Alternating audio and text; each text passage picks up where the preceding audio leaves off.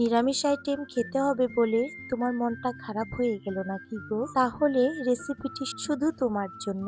চলো একটু ঝটপট দেখে আসি। আজকে আমি বানাবো নিরামিষ ময়দার দোকা। এই ময়দার দোকাটি বানিয়ে খেলে দেখবে মাংসের কথা তুমি একদম ভুলে গেছো। এখন চলো মূল পর্বে চলে আসি। আমি এখানে আধা কেজি ময়দা নিয়েছি। পরিমাপ মতো ঠান্ডা পানি দিয়ে ডোটাকে এখন মাখিয়ে নেবে। ডোটাকে এমন পর্যায়ে রাখবে, বেশি ঘনও না পাতলাও না, স্বাভাবিক মতো ডোটা রেডি করে 2 ঘন্টা রেস্টে রেখে দিতে হবে। 2 ঘন্টা পর ডোটা এরকম পর্যায়ে চলে আসবে। এখন ডোটাকে ঠান্ডা জল দিয়ে উল্টে পাল্টে ধুয়ে নেব। দেখো কি পরিমাণ ময়দা বের হচ্ছে।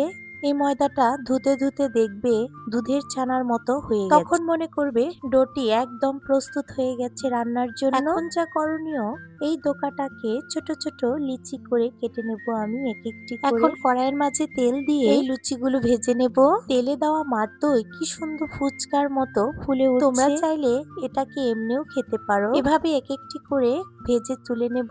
আমি এর সাথে পোলাও রান্না করব। পোলাওয়ের সাথে খেলে দোকাটা এত দুর্দান্ত লাগে বন্ধুরা। তোমরা চাইলে লুচি রুটি দিয়েও খেতে পারো, খুবই ভালো লাগে। দেখো লুচিগুলো নামিয়ে নেওয়ার পর লুচিগুলো কিরকম চুপসে গেছে। পোলাও রান্নার জন্য আমি এখন চালগুলো ভেজে নেব। আমি যেহেতু নিরামিষ ভাবে দোকাটি রান্না করব, প্রথমে দিয়ে দিলাম 5 ফোড়ন, আদা, গরম মশলা, 1 চিমটি পরিমাণে রাঁধুনিও অ্যাড করে দিলাম। এখন এর মাঝে ছেড়ে দেব আলুগুলো। লাল লাল করে ভেজে হলুদের গুঁড়ো, মরিচের গুঁড়ো, ধনিয়ার গুঁড়ো, স্বাদ মতো নুন, সাথে দিয়েছিলাম বাদাম বাটা। ভালো করে কষিয়ে নেওয়ার পর তার মাঝে দিয়ে দিলাম টমেটো সস, সাথে 1 কাপ পরিমাণে দুধও অ্যাড করে দিয়েছিলাম। কষানো মশলার মধ্যে লুচিগুলো ছেড়ে ভালো করে কষিয়ে এখন আমি নামিয়ে নেব। এর সাথে 1 চামচ ঘিও অ্যাড করে দিলাম। এখন আমার মেয়ে খেয়ে রিভিউ দিবে। আমার মেয়ে খেয়ে বলছে, ওহ সেই স্বাদ হয়েছে তো মা, মাংসের কথা একদমই মনে হচ্ছে না। ভিডিওটি আজ এই পর্যন্ত। সবাই ভালো থাকবেন। ফলো বাটনে টিপ দিয়ে লাইক, কমেন্ট, শেয়ার করবেন।